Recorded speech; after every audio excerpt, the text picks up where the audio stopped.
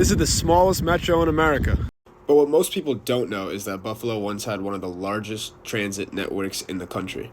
In the early 1900s, Buffalo was a booming industrial city, and by 1935, the region had an enormous streetcar system that stretched across the entire city and deep into the suburbs. Lines ran to places like Niagara Falls, Tonawanda, and even Orchard Park. However, in the post-war era, streetcars were out and highways were in. Streetcar lines were shut down, and by 1950, the entire network had been removed, leaving Buffalo without rail transit for the first time in decades. Fast forward to the 1970s, city officials wanted to rebuild a modern rail system to replace what had been.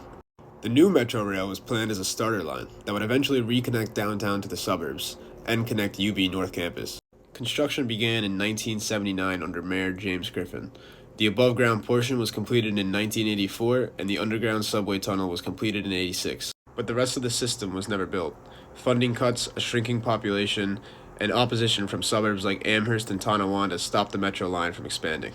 What was supposed to be the beginning of a regional system ended up being a 6-mile line that ends at University Station. Today the system is barely used and mostly untouched. Ridership declined by more than half after COVID, from 4.5 million to only 2. There's still plans to expand the Metro today. However, lack of funding and suburban backlash keeps it from becoming a reality.